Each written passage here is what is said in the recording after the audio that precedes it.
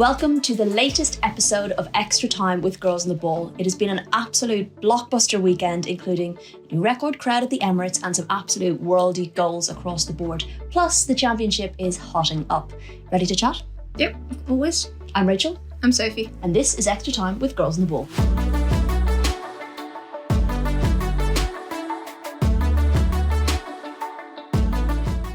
Okay, so, for those of you, first of all, who are joining us on YouTube, this is kind of the setup we've been going for from the get-go. I feel like we're finally starting to get into HD, 4K mode, maybe, with some of our favourite stuff behind us. I'm enjoying it because I'm taller than Soph. I'm not enjoying this at all. This is really abnormal. I don't understand what's going on. I've chosen the right seat. Yeah. But yeah, there's a lot of stuff here. Maybe we can do an episode one day where we go through some of it. What do you think? Yeah, we've got quite a bit of stuff amassed over, almost 13 years? Some of our most prized possessions.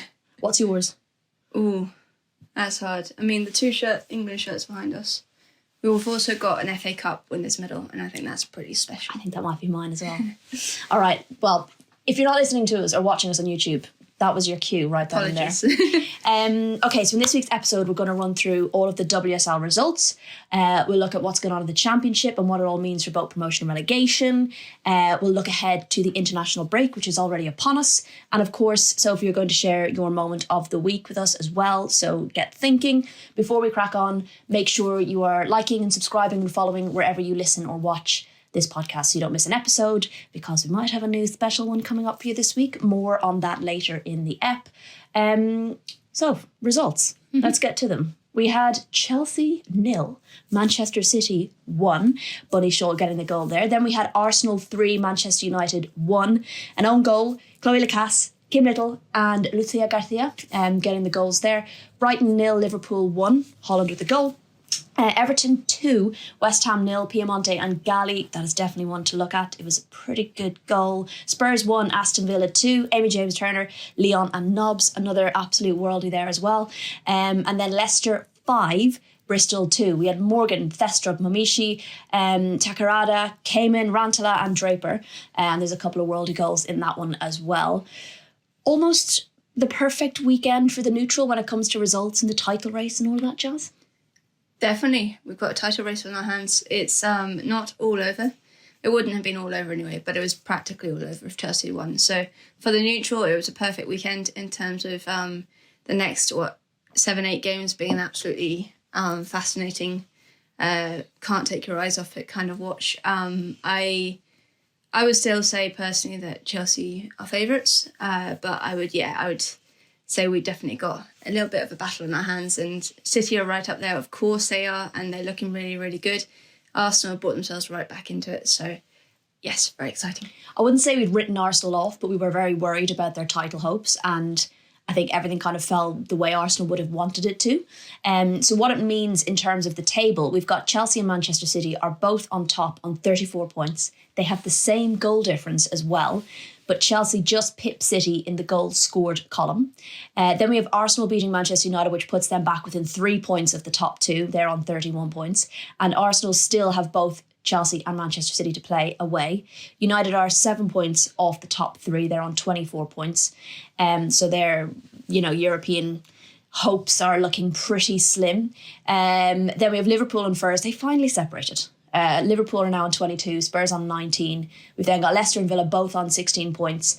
Everton on 14, West Ham and Brighton on 11, and Bristol still on 6. So I guess the one positive for Bristol after their drubbing is that no further gap has opened with the other teams above them. It's still the same 6 points and 11 points to go. So small silver linings, maybe? Yeah, I think it helped that Everton and West Ham played each other because it allowed one of them to open up the gap. So it means there's still two in and around that bottom area with Bristol. I know Bristol are a bit off, but anything can change. It's still possible.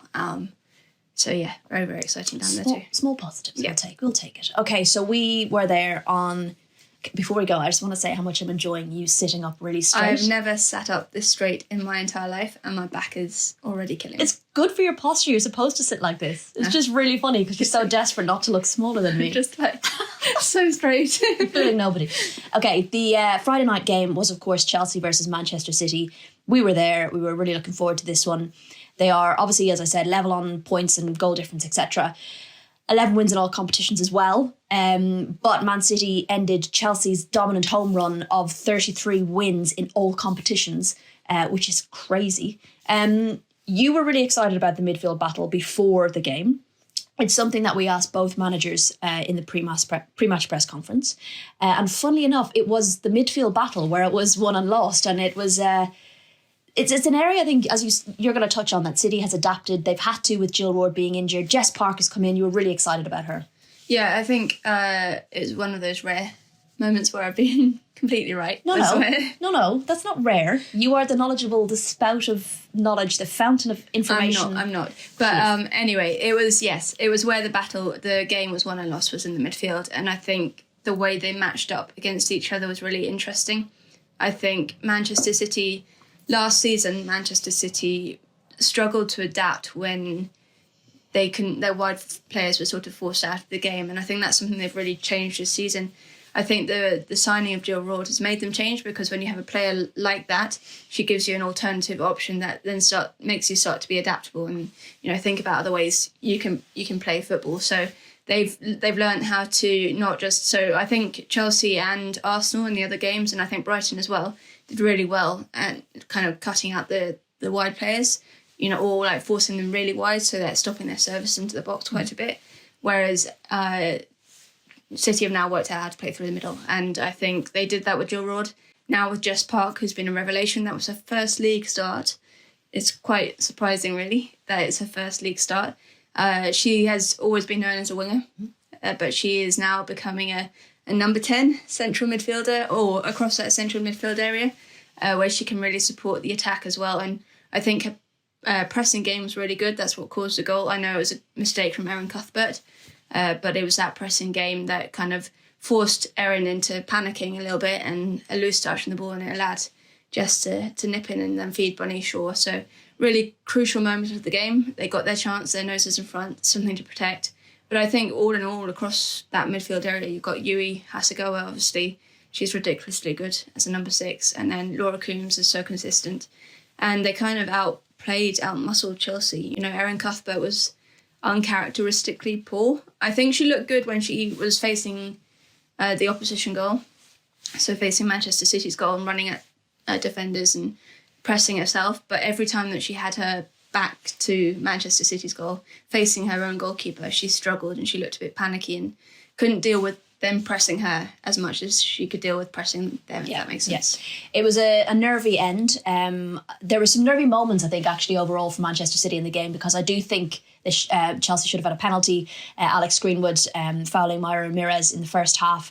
But I saw someone on Twitter say Gareth Taylor should have made the defensive subs sooner. And actually, I thought he made the defensive subs a bit too soon, in that they were going to just try and protect the 1-0 lead, and it's a dangerous thing to do against Chelsea. So interesting how you can have different opinions on stuff like that. Some people might want it earlier, some people might I think feel he too said post-match, didn't he, that he, in reflection, was a little unhappy with their second half and the way that they dropped deep, really deep, come the end of the game. They were basically lying in their own box and didn't really play their own... He always goes on about City having to play the way that they play and pushing out and having that press and be really sort of dynamic and attack and all of that. And they weren't doing that in the second half. They sat back. But he said he could understand why his team did it, because they made themselves really compact. They have such trust in that defensive line. Yeah. They've conceded 8 goals all season. The meanest defence. Yeah, they're the meanest defence in the league. They conceded 8 all season. They've got a great young keeper, and Kiara Keating pulled off another stunning save. I swear, if they had got, I'm a neutral in this situation, I promise you. But in that situation, I was writing a colour piece for The Guardian, and if Chelsea had scored from Kankovic, I probably would have disappeared off to a desert island and never come back. So I am quite glad it remained that, because I didn't really want to rip up my whole report in the 95th minute. It was a double save as well, wasn't it? Yeah. So extra impressive. Superb. And I think they had that trust in their maturity and their discipline to be able to hold Chelsea out, but it is a dangerous game. It is. It opened the door then for Arsenal in that it made that gap to the top a little bit closer, but they had to beat Manchester United at the Emirates. It was being, plugged that they'd sold it out, which was brilliant. And of course, last time out when Man United came to the Emirates, they beat Arsenal in dramatic fashion. So a lot was riding on this one.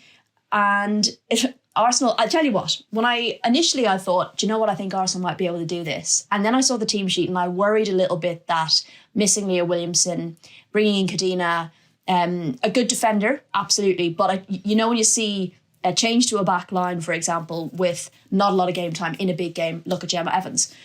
So I thought, actually, this is a team that Manchester United could really get at. That's a back line that they could get at. And it wasn't really to be. They started the game well. The first kind of 5 minutes, but then they just weren't pressing Arsenal. I don't know what Mark Skinner's game plan was. I really don't. And he spoke in his pre-match, he went on and on and on about getting under Arsenal's skin and making sure that they were in a battle and winning their duels, and they just didn't do it. The first 5 minutes, Nikita Paris was pressing high and doing what she does with her energetic running, same with Jay-Z. But beyond that, I don't really understand what was going on. He opted not to play Hayley Ladd, which I think she adds so much to that Manchester United midfield. He picked Lisa Nelson instead, and I've always admired Lisa when she was playing in Norway, but I think she hasn't adapted to life in the WSL yet. Okay, and I think Hayley Ladd adds a bit more aggressiveness in that midfield area, and it was kind of up to Katie Selim. Katie Selim wasn't on form either, and it was kind of up to her to kind of deal with Arsenal's midfield of like Palova and Kim Little, who are the most, press-resistant players, some of the most press-resistant players in the league. Kim Little changes that Arsenal team massively. She was conducting that midfield, and her and Blackstenius were kind of a two in that middle, preventing the ball from getting to Zellum, which is what United wanted to do, and they really struggled to adapt and play out from that Arsenal press. But so it was like the presses of Palova, Leah Vulti I thought was brilliant as well, and they were just so on the money, and it allowed the direct running of Lucas and Stina Blackstenius to run onto the balls through the middle once they'd won the ball back and turned it over, or when they had possession anyway. So I think they all kind of dictated the play, and Zellum just kind of looked a little bit lost. Lisa Nelson definitely looked a bit lost. I just wasn't really sure what the intention was there. And I think as well, with Jade Riviere being injured and Gemma Evans coming in there, she struggled with the pace on the wing of Beth Mead. Arguably you could have played Amélie Tizier out there and a Gemma Evans in a more central role that might have been more comfortable for her. She had to come off at half-time, gave away a penalty, was on a booking, probably lucky to still be on the pitch. I think the thing with Gemma Evans, though, is that she played left-back a lot for Reading when she was at Reading. She has those abilities. I think my main problem with her was that he hasn't built her up. So she's thrown in at the deep end. She's literally barely played. She's played a smattering of minutes here and there over the season. And then when Jade is injured, she literally gets chucked into the biggest game of their season. I mean, it was the biggest in terms of where they were at that moment of time. To keep in touch with Champions League. Yeah, it was the biggest game of their season, and she was suddenly expected to be straight up to speed with Beth Mead and to be able to cope with that, who we all know how when Beth Mead gets running, how dangerous she is and how she can take on defenders. And I think she just looked a little bit lost, and I think that's why you need to give players minutes and to build them up so that when you have an injury problem, you're not in crisis. It could have been more in the second half. Beth Mead hit the post twice. I don't know how she didn't score. Blackstenius had a one-on-one. Like, Mary Earps did well in that second half, I think, to keep Arsenal out. Lucia Garcia did get a goal back for them in injury time. She deserved that. She looked the most threatening and the most up for it. The game was a little bit feisty at times. Katie McCabe was being stupid at times again, which is quite frustrating, but it was a feisty game. It's the kind of it was like, that gladiator battle you want to see in a big arena that was, highest attended record attendance at the Emirates. I think they've broken the record again, Arsenal. Brilliant to see. And it kind of lived up to the hype and the excitement, I guess. Yeah, I mean, both teams, I think Arsenal played okay, pretty well. They weren't brilliant. Neither, definitely, Manchester United weren't. But it was an occasion for Arsenal to really take advantage of what Manchester City had done the night before. And they've let so many opportunities go this season in terms of when they beat Chelsea and then lost to Tottenham, losing to West Ham, and then, you know, they really had to pull something out of the bag. And I think Jonas did get his tactics spot on in the game, the way that he used all of his players, you know, the ability to drop Alessia Russo, who we know he loves as a player in terms of what she can bring to a game, but to just read the circumstances that this game really required Estina Blackstenius to getting between the lines. She's very good at that. And basically run at United's back four and down the wing, the fullbacks as well. He knew that they struggled. So I think it just showed that he is tactically aware in those situations, and he came out on top. Mark Skinner I think, struggles tactically. We're seeing that more and more this season. It's kind of being exposed tactically, and, you know, that's going to heap the pressure on him, I think.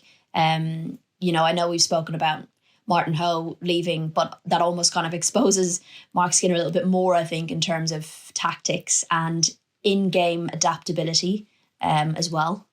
Yeah, I think I don't know. His contract is up at the end of the season, and I think if they don't get European football, the club will want to change. I don't think they'll do it now. There's no real point in doing it now. Well, we've seen what Brighton did. If you don't have anyone lined up. Sack the manager, and what they've not had anyone to bring in. Yeah, I mean, a different situation, I guess, but like, I just think if you're not prepared in terms of the next person coming in, then there's no point in doing it now. It's not going to save your season. It's not going to save their season. Yeah. They need to have a plan in place. I just don't think Manchester United boss not getting Champions League football, I don't think it will wash. Yeah, for a team, especially for a club that do have ambitions. And I know he goes on about investment all the time and all of that. And that is part of it. The fact that they didn't buy anyone in. I know they bought well over the summer, or bought a lot over the summer. But the fact that they didn't really buy where they needed to buy players at times. Yeah, okay. But also they didn't spend in January either. And I just think the whole club needs to buck up as well. Yeah, it can't be the only excuse though. But I guess finishing second and getting Champions League and then, you know, potentially comfortably missing out on it this season isn't good. Okay, moving on then to Sunday's fixtures. Brighton and Liverpool had the early kickoff. Liverpool just about getting the win here, winning 1-0. Had the best of the first half. Good creation. You picked out Fuka Nagano directing play in the middle. You also touched on, when we spoke about it, Lawley's direct running as well down the right, which caused problems. But they were struggling in terms of product at the end of that. Yeah, they struggled. I think they pretty much dominated the first half. I think Brighton did well in the second half. Liverpool had chances. Well, they were creating things, but there was just no, like, they were just tad too late when they were running on the end of crosses, or they just couldn't get the timing quite right. And I think actually Brighton came closest in the second half in terms of Turland and Patterson both hit the frame of the goal. So in terms of closeness to the goal area, as close as you can get without actually being in. But Liverpool were the better team in that first half. And Brighton, I just don't see any kind of change in them. That's the thing. Like, they're not playing any different to when they were under Mel Phillips. There's no, like, improvement. So for me, that's a back-to-back defeat under Mike Harris.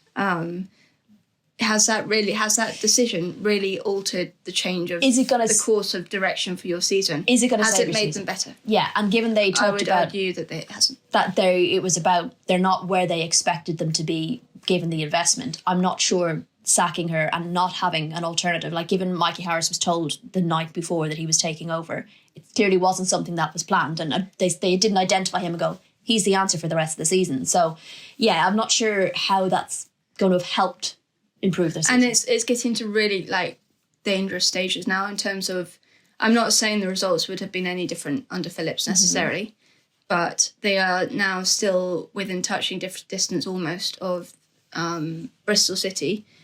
They have to travel to Bristol City after the international break. Now, that is absolutely crucial. They're on back-to-back defeats. Bristol City lost, as we'll go on to later, but they also had a really, like, morale-boosting draw against Aston Villa, and they're competing in every game. That's it. And they are going to score goals. And so that game on the 3rd of March, or whenever it is absolutely crucial. But for Brighton, I just don't understand I still don't understand why now.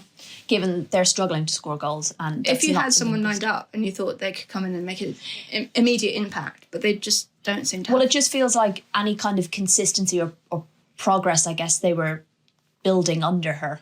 That's the area you've kind of taken away now. So, yeah. Anyway, looking at the game, we had a referee substitution. It doesn't happen very often. Emily Heaslip was called in. Amy Fern was injured at half-time. Injured her calf, I think. Injured her calf. She was fourth official. Yeah, she was fourth official for the rest of the game. But that was an interesting moment. Brighton were better in the second half. Katie Robinson was good. They had options, but as you say, they weren't getting a lot on target. Katie Robinson was good, but she just wasn't producing much at all. Like, she was running at them and that was causing problems, but there was just no sort of end product. Now, despite Emily Heaslip only having to ref a half, she did have to give out a red card. 2 yellows for Kerry Holland. Both were yellow cards. Yeah. And also worth noting, Poppy Pattinson stamping on Sophie Roman-Hogg. There was a kerfuffle down at the sideline, or at the corner flag, and it was one of those, let's keep it down here so we can kill time. And Sophie Roman-Hogg was on the floor, and Poppy Pattinson, I guess it looked as though she was going to step over her, but didn't make a very good effort at doing it and stamped on her thigh. So that's an interesting one, given we've seen retrospective action taken and not taken in some cases. So that's definitely one to look at. Liverpool are 2 points off. We haven't actually talked about the goal. Oh, sorry. The only one that was in it. The only goal of the game. So it was Kerry Holland. We had a referee substitution. We had a red card. We had a potential stamp. There was a lot of action, but the goal wasn't really the most. It was good pressing from Liverpool as Brighton were turning back towards their own goal, and God love her, Sophie Bagley. Like, I'm always full of praise for her, but it was her error. She passed it straight into Kerry Holland. We did really well to finish it, but yeah, it was an absolute error from the goalkeeper. Maybe that's why I didn't talk about the goal. So, yes, Liverpool, have they progressed in their second season, fair to say? I think, yes, that's definitely. Second season back in the WSL, looking quite happy in 5th place. Yeah. They've closed the gap now on Manchester United once more. Yeah. As well, so that's really important. I think they have in them a coach who understands the WSL so well, and we've seen so many. I'm not about to get excited that they're going to win the league next season. That's not going to happen. But I think in him they have someone who can steady the ship, who has been there, done it many times before, and is well aware that it's about building projects. So even if they finish 6th next season, that's fine. Yeah. It's just about getting that stability in those foundations. Yeah. And also a shout out to the travelling Liverpool fans. There were 2 buses of them. They left Liverpool at 4 a.m. for the 12 o'clock start. And Expedia puts on the buses for the club. So they do that every week, I think, for the away games. So a hat tip all the way down to Brighton. Early kick-off as well. So well done, guys. Okay, Merseyside again. This time Everton 2, West Ham 0. Not a lot happened in the game until the end. Like, do you know what I mean? It didn't sound like much was happening in the game until towards the end. West Ham had the early chances. I say Ueki from distance, but their inconsistency, and I know it's something we've touched on before because they have been playing well, but it's the inconsistency that's quite frustrating because they could pull out a performance like they did against Arsenal and not replicate it the following week. And I appreciate it's going to change depending on who you're up against. But it'll be frustrating that they're not putting more chances on target. Or away. More importantly. It was a pretty even game, I think. I think Everton deserve a lot of credit. But yeah, there were chances for both sides in the first half, and it took the 83rd minute for the first goal to come. And Everton's Italian connection for both of them. So, Bellissima. Aurora Galli set up with a free kick, set up Martina Piemonte. I think that was only her second goal in like 10 games or something. Yeah. So a really crucial one for her, and a really nice header into the back of the net. And then it was vice versa for Aurora Galli's screamer. Rocket or shot. She only scores rockets, it seems. But yes, she doubled the lead on 86 or 87 minutes to seal the game. And yeah, it was I think we don't make enough of Everton's, certainly I was very doubtful about Everton's chances this season. Yeah, I hold my hand up. And I think that under Brian Sorensen this season, they've done a spectacular job given the resources that they have, the injuries that they have, the illness that they've had, the fact that they can't bring anyone in because they have no money. I think it's, quite incredible that they are sitting where they are on the table. And I'm still concerned, and yet every week, like, it's not like things are changing where you're like, okay, it'll be okay now. Every week you're like, oh God, there's another injury. But now they're 7 points off the Bristol City at the bottom. Like, yes, things can change, but, you know, that's a pretty healthy gap to have at the bottom of the table. So they did have another injury, obviously. Caroline Olsen, a big quad injury late in the game, had to be stretchered off. It sounded awful on initial kind of post-match chats with Brian Sorensen. It sounded like a horrendous injury. But I think they've confirmed that it's not as bad as they thought, and she will miss maybe a short amount of time. She I just believe needs stitches. Stitches. Whereas when I think Tom Gary reported that... No. Brian Sorensen... Don't say it. Yeah, that's made me feel a bit ill myself. Brian Sorensen said that her quad had unattached itself. He didn't think her quad was attached anymore. But thankfully, it sounds like it's just a few stitches. It's going to be a bit sore, but she's going to be okay. Gross. And then West Ham still stuck in that danger zone, and they've got just Manchester United, Liverpool and Chelsea next. Yeah, so, tough run. Yeah. So. We'll see how they get on. Right, then we had Tottenham 1, Aston Villa 2. Another team struggling with injury who had, more problems this week. When we were spoken in the press conference, Carla Ward touched on a couple of players that they weren't going to have available. Ebony Salmon was a worry. Who else was out? Kenza Daly. She came on there. Okay, but still, it was a concern. And Rachel Daly suspended. Yes, and the one thing was that Dan Turner was coming back, which was a positive. But it seems to be Aston Villa are almost playing better when they're kind of patchworking a team together. It was actually interesting how well it worked yesterday, and Tottenham weren't at the races really. I do think they haven't been at the races for a little while. Creative in terms of creativity, they've been defensively pretty okay. But I think the way that Villa set up, they had Adrienne and Leon in the 9, and that really worked pretty well. And I asked Carla about it at the end of the game, and she said that she'd look pretty good in that. When she came on against Brighton in the Cup, she'd look pretty good in that number 9 role. And so she just kind of decided to go with it again because they just didn't have Ebony Salmon was ill.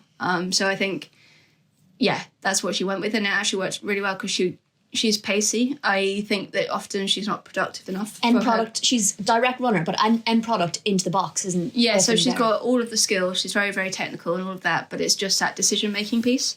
Whereas as a number 9, all she has to do, I guess, is shoot it at the goal. So, which is still decision-making, and she still needs to be better at it, but it's less about creating for others, I guess. Yeah. So she performed really well. She scored the first goal. It was a lovely turn from Simone McGill, who's sitting deeper in kind of midfield area and turned around to mark her. Lovely roll of the defender and fed her. And it was a great take. And I thought Villa did really well in terms of controlling the midfield area, where you would normally expect Tottenham to do well with when you have Sumanen and players like that in the middle. They really, really struggled to contain the ball in that first half. They scored just before half-time. Amy James Turner with a header. Great, lovely, lovely finish for her. But that was Tottenham's first shot on target in the first half, and only shot on target for about 65, Not 70 minutes. Not what we been expecting from them. No, so they were really lacking kind of creativity and production. And then Jordan Nobbs with an absolute screamer. Definitely worth finding that on Twitter. It's a trademark Jordan Nobbs top corner goal. Absolute belter. And then she almost scored a second one and she absolutely leathered it off the post. So in good form. She's in good form. And I think she's stepping up as well. She's been playing maybe a bit deeper at times because of the lack of midfield options for Carla Ward and that Villa side. But she had, I think, a tricky start to the season. She wasn't at form, but I think she's really stepping up and kind of pulling them all up by the, the breaches. It means Aston Villa are 3 points off top 6, which is, when you think where they were earlier on in the season, is really positive for them. Right, you were at that one. I was at Leicester City versus Bristol City. A game like Leicester very much started on the front foot. Bristol were weathering a storm for the first kind of 10-15 minutes. And then they scored on the counter, completely against the run of play. Fionn Morgan did really well. She did cause the Leicester defence a little bit of a headache when they did counter. But Momiki and Tankarada showing their absolute worth as signings this season, and could be key for Leicester to kind of turn around what had been. I think they've changed the game for Leicester. They've been so good. The quality that they both bring, Takarada in that kind of central midfield role and Momiki just ahead of her, more attacking player. And they have such quality and they just get about their business really, really well. And Mamiki, I think, is technically brilliant. A really lovely goal from Mamiki. Takarada was more kind of just like bounced off her knees, but she'll take it. Like, a goal's a goal. And it was in injury time of the first half as well, which is an awful time to concede. But Bristol drew level 4 minutes into the second half.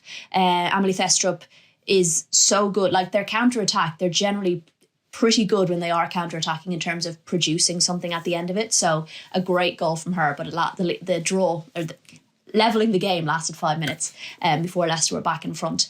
Rantala was excellent for me. She got the fourth goal. Another goal you need to find. Just when you've listened to the pod, just go on to Barclays WSL Twitter and look at all the goals. They're great. But Rantala was brilliant yesterday. She was on a mission. She was one of Leicester's best players, I thought, and got a deserved goal. And then the fifth goal came from Denny Draper, 16 years old, coming on and getting her first senior goal. Future. I'm so happy for her. I know it was a pretty easy chance, but her first WSL goal, first senior goal in senior football. And she is a real talent, I think, that's come through Leicester's academy. She's one of their own.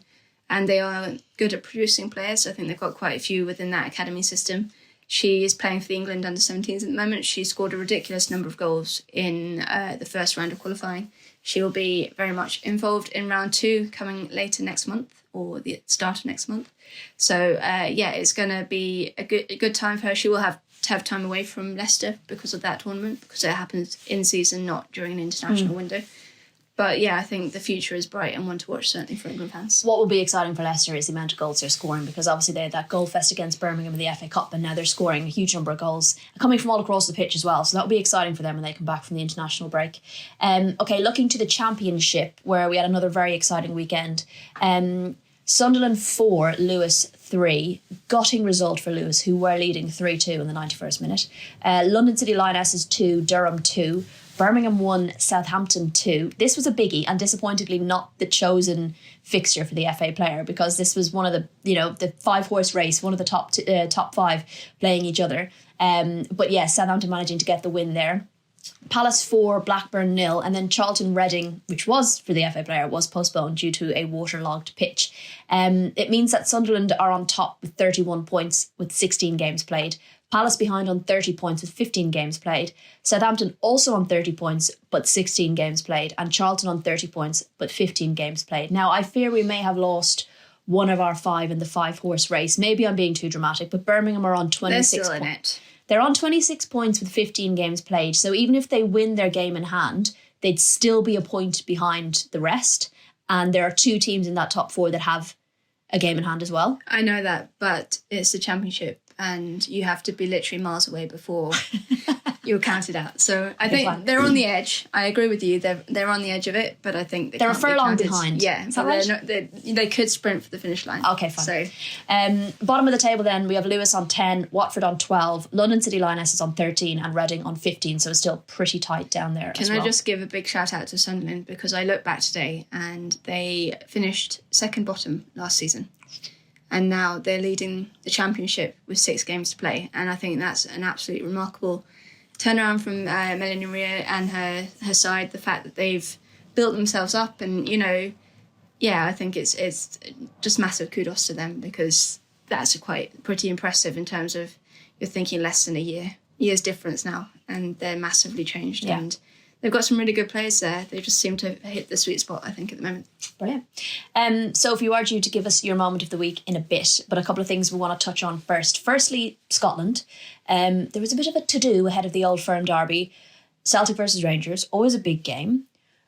An important game as well in the title race in terms of closing the gap. But there was a little bit more spice added beforehand, and then we had some players speaking out afterwards. Can you tell us what happened? I can try. So, yeah, it was the Old Firm derby at Rangers at Ibrox at the weekend. And on Saturday night, I think it was, or maybe it was Friday or Saturday night, there was a statement from Rangers saying that due to intelligence that there were going to be some trouble at the game, or that some troublesome groups at the game, that they were cancelling all Celtic bought tickets so that they wouldn't have Celtic fans there. Now, I don't know whether it was justified. I think it's because it was a police-free game. So I think it might be a little bit like here, but I'd have to look into it a bit more. Where, you know, if you get under a certain amount of people, you don't need as much security. Okay. And I think they decided that they'd had intelligence that certain groups were coming in, and they're more known for causing trouble, especially with all of the history around the Old Firm derby and all of that, and it's spicy at best. So that was the problem, I think. Then, yeah. But then if you're cutting out Celtic fans, that's why some of the players, I think it was Caitlin Hayes, had on her shirt, "Football is nothing without the fans," and wrote a piece on her Instagram about it. And I mean, you can understand where she's coming from as a player, where the players are coming from. It's not good. It's not good for the game not to have fans in the stadium or creating that atmosphere. So, yeah, want to be looked into a bit more. I think more importantly, in terms of the title race up there, that was the penultimate game before the split. So they split into that. Well, they're not now. Oh. So they were 4 points behind. They're still 4 points behind. Right. If Celtic had won, they would have narrowed it to 1 point with Rangers. It was a draw, 1-1. It meant that Glasgow could narrow the gap on Celtic. So they've drawn level with Celtic. And it makes a really interesting end to the season because they got one more game, and then the season splits. So the league splits into two, and then the top six have to play each other twice all over again. Okay. So they've got so much opportunity within that space to make a run on the title. So Rangers definitely have their noses in front, but it's game on. Keep an eye on. Secondly, a second thing, Leah Willliamson was named in the England squad, which was very exciting, but sadly has had to pull out and miss the Arsenal game too. A hamstring niggle. Hopefully nothing too serious, but always exciting to see that she had made it back into the squad. It's sad for everyone, and especially Leah, and I think for England, in terms of like just not having that moment that she's coming back into the squad. But actually, if you look at the long-term prospect of it, not the end of the world. I don't think it's the end of the world. It's not a camp that England need her for. It's not a big camp. It's friendlies, and you know, it's a time to try out different things. And the most important thing for Leah, for Arsenal, and for England is that she's healthy for the rest of the season. Okay. And if she can spend 2 weeks just getting herself back to full fitness, and that's good. Okay, moving swiftly on, please, Sophie, your moment of the week. I am going to go with. Oh, it's really tough this weekend. Come on, gave you a whole episode to think of it. Well, my first one, in runners-up place, is Jordan Nobbs's goal. So I think that was really special, and because I got to see it live, so made it even more special. And then my first one is Jess Park's performance against Manchester City, because she's been so patient. She's been so waiting for her time to shine. She's been given the opportunity, and she's really grasping it with both hands. So I'm going to go with that. Love that. Before we go, let's touch on the upcoming international break. Plenty of promotion relegation battles going on in the Nations League and various other qualifiers around the world. Big one for Northern Ireland. Thank you. We've got a special episode coming up with Northern Ireland boss Tanya Oxtoby. They're facing a crucial game to stay in League B in the Nations League. You spoke to her, Soph. You could have talked to her all day. She was excellent. So that will be coming out later in the week as well. So definitely keep an eye out for that. What else can our listeners expect from us, Soph, during the break? A quick run through, hopefully 5 games. Yeah, we're doing both under-23 friendlies in Spain, in Marbella. We're doing both seniors, which are also in Spain, in Marbella. And then we are going to the Nations League final in Spain or the Netherlands, I think, are the hosts. Whoever wins between Spain and Netherlands in the semi-final get to host it. So plenty coming your way across our social media channels. But otherwise, that is a wrap of Extra Time with Girls on the Ball. We'll be back next week from sunny Marbella with the international window firmly in our minds. So there's no doubt going to be plenty to discuss. Will we have a couple of special guests? Maybe. Well, we'll see. We'll see what we can do. Don't forget to like, subscribe, leave a review, reach out on our socials. We want to hear from you because it's always nice to hear from you. But until then, adios.